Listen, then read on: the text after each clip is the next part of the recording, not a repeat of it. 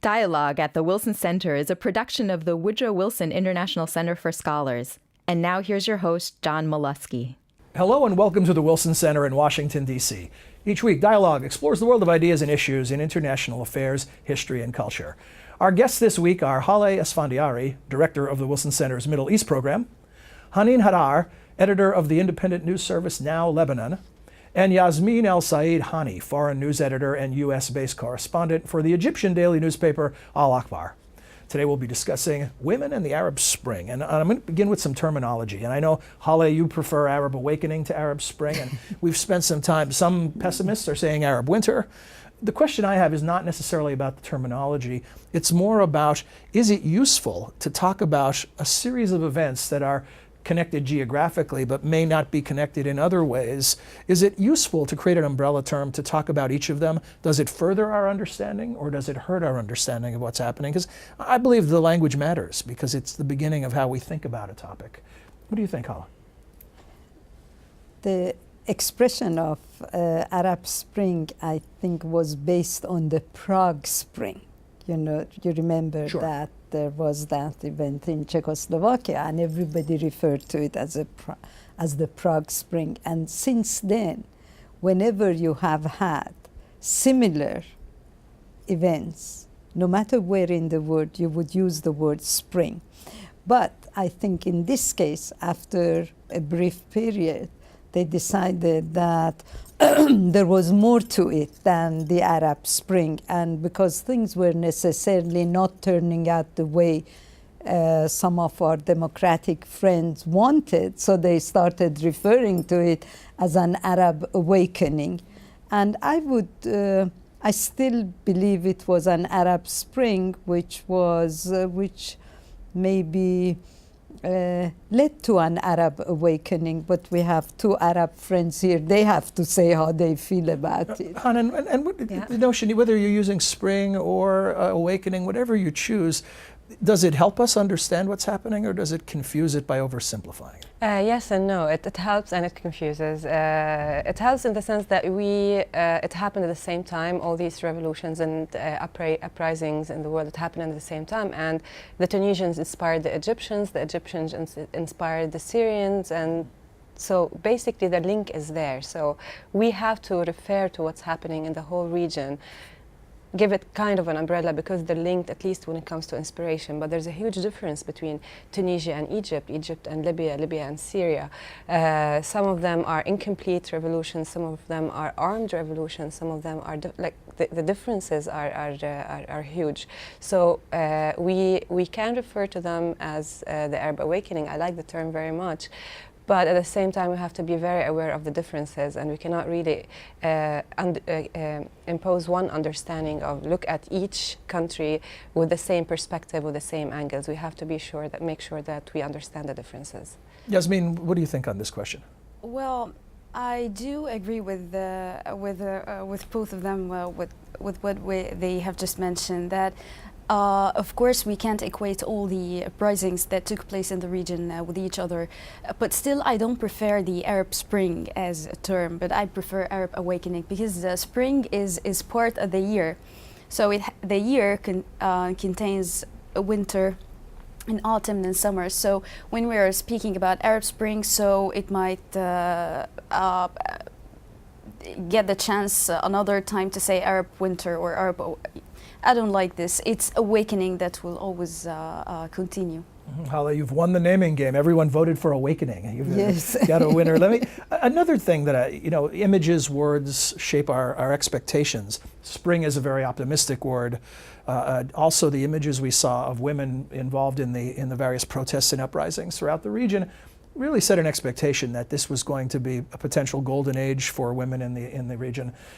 Now we've had some time to look at the outcomes. What are you thinking now? Are you still feeling optimistic? Are you still hopeful? Or has some pessimism crept into the picture? On the long run, I'm very hopeful because on the short term, it's really disastrous for women. What's happening in the region, especially when you look at Tunisia, Egypt, and Libya. And Yemen, of course, women's situation is really like worse than before the revolution. In Syria, it's even more dramatic because of all the rape of women being used as a tool to suppress the revolution. On the short term, it's really bad for women, but on the long term, I'm very hopeful because I know this is not going to stop. Well, whoever is trying to push women back to the private sphere after the revolutions, and whoever is trying to keep them as silent partners, I'm talking here specifically about the Islamists who are coming to to rule the new governments. They're not going to stay there forever. They were great as opposition. They were very powerful as opposition.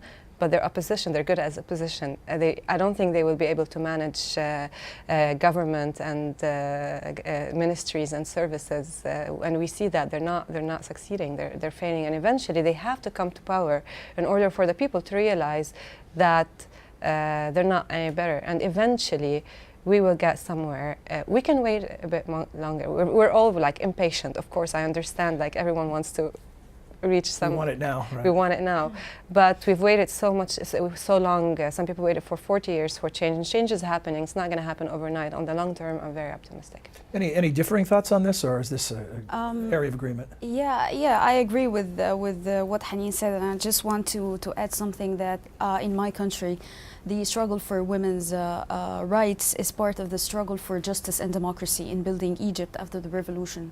And it's not a soft struggle, and it's not a short-term struggle, but it's a deep-rooted struggle with new challenges and actually deep-rooted problems that we come to discover and we come to deal with. We are having now the women issues as being part of the battlefield between the different trends of thinking in Egypt, Islamists versus secularists, but Islamists versus moderates too. It's part of our struggle, and it will continue. I think that right now we are experiencing a very critical situation in writing the Constitution of Egypt, which actually reveals this competition that I'm talking about. And I think that so far the indicators are actually providing good news for Egyptians because the struggle is very hot. The Islamists are, I like to say, minority, even if they are dominating the Constituent Assembly, and the struggle continues.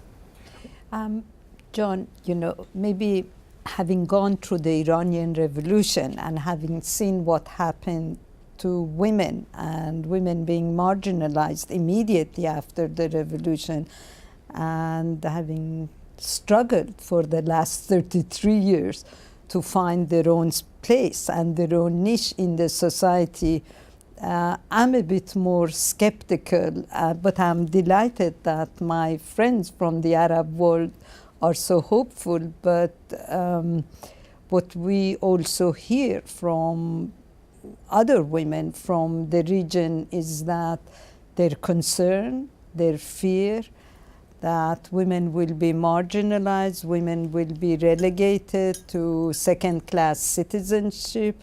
But at the end of the day, like Hanin and like Yassmine, I'm also hopeful because I believe in women. And there is, you have a majority of the population that are educated, and you wouldn't expect that educated people would accept to relegate the other half of the population to their homes. Well, I want to, in some ways, we could say that you're all agreeing, even though there's a difference of opinion on what's happening now and how long it will take. But this notion that change takes time that you introduced, how should we calibrate our expectations? In other words, this isn't going to happen in 3 months or a year or even 3 years. Are we talking a generation? How long will it take to see the kind of change? I know hopefully not you were preaching patience, but you don't want to be that patient. No, I'm not that patient. So what is a realistic expectation? Using Iran maybe as an example. I mean, look, 30 years after the Iranian Revolution, we are not back where we were on women's rights issues. Women had much more right, both in the personal status law and political participation before the revolution than they have now, 33 years later. So I think it depends on the activity and the force of the women in each of these countries. I mean, Tunisia, I'm much more optimistic because Tunisia has a secular tradition. And since they are in the process of drafting the constitution, every article of the constitution which is drafted, it creates a reaction by women, you know, if it doesn't fit their expectation. But what we hear from Egypt, and Yassmine may correct me, is that the discussion over the constitution are taking place behind closed doors, and occasionally something seeps out, and that's when then the Democrat and the liberal and the women jump on it. It's not an open discussion. So really this is an open book, and we don't know where it is going to take us. But Egypt is going to be a trendsetter in the region, and I think all eyes are going to be on Egypt, whether it's going to become an Islamic republic like Iran or a country like Turkey. I even don't say an Islamic country, a country like Turkey with an Islamic government. You mentioned Tunisia as an example of some, the Freedom House ratings in 2010. Did you all see those where Tunisia came out on top, and the categories were non-discrimination and access to justice, autonomy, security, and freedom of the person, economic rights and equal opportunity, political rights and civic voice, social and cultural rights. Yes, today in Tunisia there are protests because of a court case involving rape and police officers where the couple is now being also charged potentially with immorality.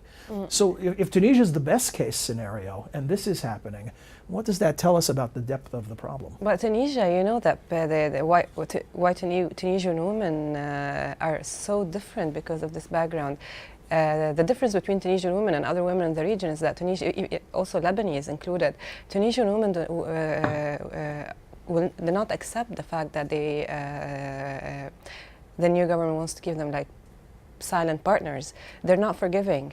They will not accept no as an answer. They're always out there protesting. The difference is that a lot of women and women organizations in the Arab region, the rest of the region, are more compromising, and this is the problem. I think in order to achieve women's rights quickly, and so we don't have to wait so long, is really to follow this example and say that no more compromises. We cannot after the revolutions, the spirits in the street changed, and we have to follow this. No more compromises, and the main thing that really we should keep in mind in order to get there is to separate state from religion. And that's the only solution. I think it's really the only solution. And we cannot one do more anything thing, else. if I may add to what you said, and also to make sure that laws that were passed regarding women's rights should not be revisited. Yes, exactly. This is very important because now there is a pattern in a lot of these countries to start revisiting the laws. They don't have to. And turn back the clock in some cases. Yeah, exactly. That's You know, because this is the this is the identity. Because I want to ask you, in your country, in the election of President Morsi and the Muslim Brotherhood, and we saw the coming out party at the UN General Assembly speech, and people were really listening to what he would say. When the Arab Spring first started, and even before then, there were those who said that Islam is incompatible with democracy. They were largely denounced. Now you're hearing similar voices saying that Islam is incompatible with feminism. What are your thoughts on this? Actually, I don't think that Islam is against women's rights or against feminism as being a trend to fight for women's rights and women's roles in society. I think Islam has included many verses in Quran and many historical evidences that shows all respect and appreciation to women's role in the society. The problem is that we are facing now in Egypt is that some people are adopting extremist and fanatic explanations of Islam.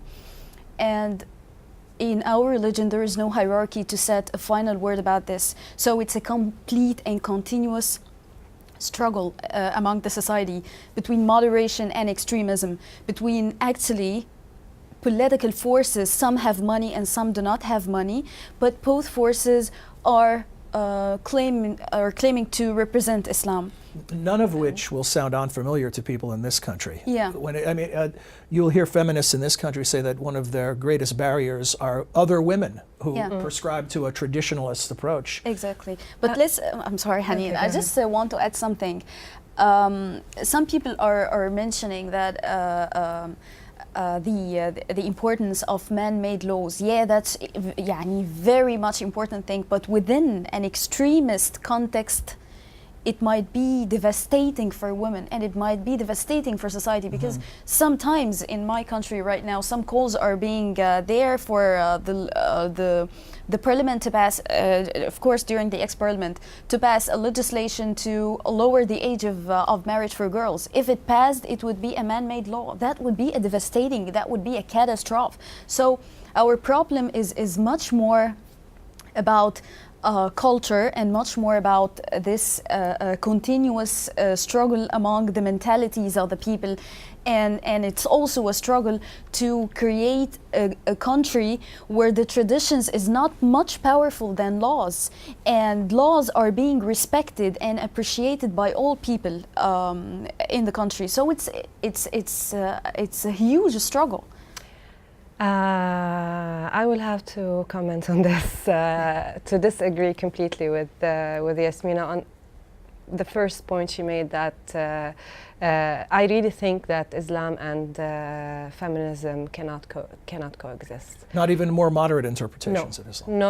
Why There are is that? certain parts of the text of the Quran that no matter how you explain it, even like the most moderate and open-minded and liberal clerics in Lebanon, and I can give a lot of examples, who are pro-women and are known to be pro-women, they hit a certain wall and there are certain limits that they cannot overpass, like polygamy, like sexual rights. But couldn't you say the same thing? I'll push back. Couldn't you say the same thing about Christianity? Of course. That's why I call for the clear separation between state and religious institution. Then if you want to be a practicing Muslim, no one will stop you, but if you are a non-practicing Muslim and you want to be a citizen, the state should treat you as a citizen, not a Muslim. There are a lot of minorities in these regions. There are some people who are not subscribed to Islam and the text. They need to be treated as citizens, and no matter how you interpret the text, there are certain limitations that will influence my day-to-day life, and I just want to be a citizen. So let's make a deal that we'll come back and look at this after some more time has passed. Yes, sure. Thanks very much. Thank you. Thank you. You know, Quick John, final thought. Okay. The point I wanted to make was that the constitution of all the Arab countries, even Iran, says that the country is, I don't know, a republic, the religion is Islam. Okay, but before this, before the Islamic Revolution, before the Arab awakening, whatever, there was an understanding that religion is a private matter. You can practice it in the privacy of your home. You didn't, and the society was free to behave. I was free not to observe the hijab. Yassmine could observe the hijab.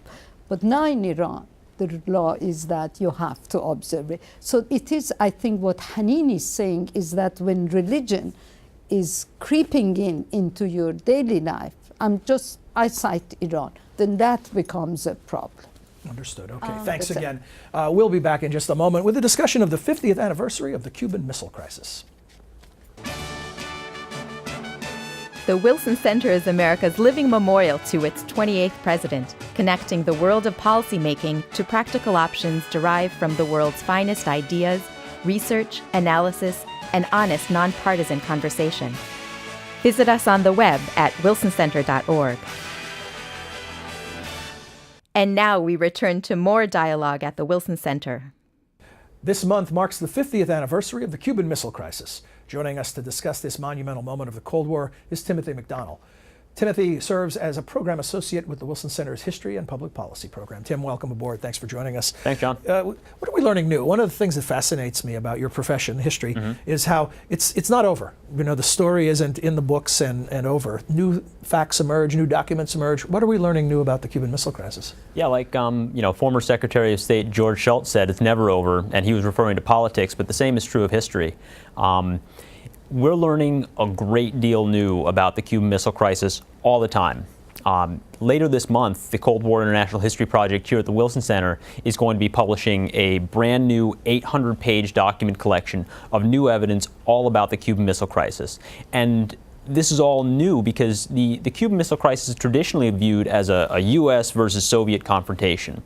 And what these new documents from over 20 countries around the world, Bulgaria, Brazil, Chile, Czechoslovakia, Hungary, you name it, what they show is a Cuban Missile Crisis that was really not just a U.S.-Soviet confrontation, but a global crisis. Well, and so tell us about some of the details that are emerging. Are they of the nature that they change our understanding of the story, or do they just enrich the story? Sure. Well, you know, at some level, a lot of the documents enrich the story. They tell us more, give more nuance to things we already knew or suspected. But there are some game changers coming out. One of the most important new recent findings that we have is going to be highlighted in a book that's going to come out through the Wilson Center Press again later this month. It's by Sergei Mikoyan, the son of the famous Nikita Khrushchev's right-hand man and foreign policy fixer, Anastas Mikoyan. And, you know, here in the States, we know, or think we know, that the Cuban Missile Crisis was a 13-day crisis. We have Hollywood movies, we have books and so on that tell us about the 13 days in October. What this new book shows is that for the Soviets, the crisis was over a month longer. The hard part... On the front end or the back end? On the back end. After Nikita Khrushchev and John F. Kennedy reached an agreement finally after 13 days to remove the Soviet missiles from Cuba, it was a whole other task that fell to Anastas Mikoyan to negotiate with Fidel Castro to get Fidel Castro to agree to the missiles removal. And had he failed, had Fidel Castro really decided he wanted those missiles to stay and wasn't going to allow them to leave, we could have seen a very different end of the crisis. So that's a significant new insight on the Cuban Missile Crisis as it was viewed from the Soviet end. So did he have to have his arm twisted, or was he willing to let the missiles go? Fidel Castro? Yes. Well, it's interesting because Fidel Castro actually wasn't the instigator for receiving the missiles in the first place. He had to be talked into it. And then he also had to be talked into having them removed. So yes, he did certainly have to have his arm twisted. He'd been convinced that having them there was in his interests.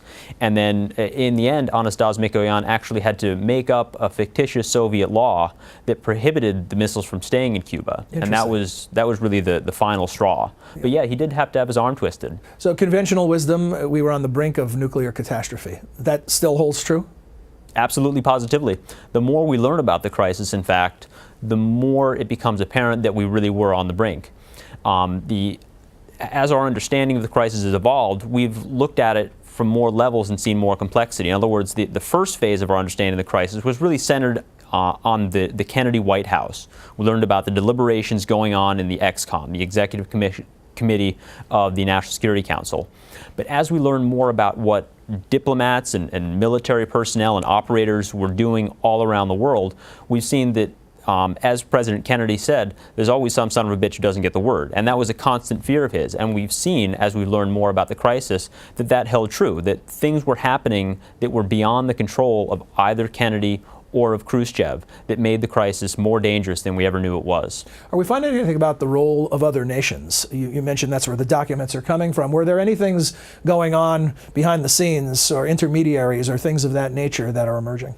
Certainly. There's a widespread belief that the Kennedy-Khrushchev dialogues were the most important, and they really were. And there's also an understanding that Khrushchev and Castro were talking. What's coming out in these new documents that we're publishing in this new special edition of the Quip Bulletin is, one of the things is that the Swiss were the U.S. representative in Cuba, and there was some U.S.-Swiss dialogue about connecting with Fidel Castro directly, and it didn't really amount to much. Similar to now when they represent us in Iran, for example. Sure, yes. Yeah, the Swiss have always provided that service to a number of countries. But there's some new insights on that sort of thing coming out. Another piece of conventional wisdom, this is, and we're in the midst of a presidential campaign here in the United States in 2012, that this was a great moment in presidential leadership, that John Kennedy didn't blink, Nikita Khrushchev blinked. Does that hold up to scrutiny? Well, the fact that we didn't end up with a thermonuclear holocaust on our hands, I suppose, is a strong argument for good leadership on all sides of the crisis. That's a ball that you really can't afford to drop. But the idea that Kennedy and Khrushchev really went eyeball to eyeball and the other fellow blinked has been completely refuted. The new evidence that we've seen, dating back to, we started learning about this really in the 80s, has shown that from the very beginning of the crisis, both leaders had a vested interest in avoiding nuclear war, and both leaders were willing to really go to great lengths to avoid a nuclear conflict, even if it meant giving substantial concessions. So, yes, good leadership, yes, a lot of luck, but the eyeball-to-eyeball myth is out the door. Well, so tell us about some of the things that you have planned. You mentioned a couple things, but what are, and also where people can find out about them. I know you have a national conversation coming up, so provide viewers and listeners with that information, because they'll be hearing this in time to come to the center or visit the website. Sure. Well, the Cold War Project at the Wilson Center has for over 20 years been at the very center of new research on the Cuban Missile Crisis. And so for this 50th anniversary that's coming up, we've worked with our colleagues around around DC and all around the world to put together an outstanding event lineup and a publication lineup and some other things as well. Here at the Wilson Center, as you mentioned, we're going to have a national conversation on new lessons from the Cuban Missile Crisis as they relate to the upcoming presidential elections. We'll have a number of other events. What's the date of that NetCon? That's going to be on the 15th of October. 15th October. We're going to have a number of other events here and also around the DC area and around the world. All the information on this, we've put together a one-stop shop website at wilsoncenter.org/50th anniversary of the Cuban Missile Crisis. No spaces in that 50th anniversary? There are dashes. Okay, dashes. We'll put it on screen. We'll provide it for people in that manner. Well, Tim, thanks very much for joining us. Look forward to all this terrific programming you've planned and to participating in it. Great. Thank you so much, John. We'll return next week with another edition of Dialogue. Until then, for all of us at the Wilson Center, I'm John Molesky. Thanks for joining us. We'd like to hear from you. Please send your questions or comments to dialogue@wilsoncenter.org. You can also follow us on Facebook. Search Dialogue Television and Radio. Our host's Twitter feed is twitter.com/John Molesky. Dialogue is a co-production of the Woodrow Wilson International Center for Scholars and MHZ Networks. Dialogue is available via broadcast, cable, satellite, and telco on MHZ Worldview throughout the United States. To see how to watch where you live, visit www.mhznetworks.org.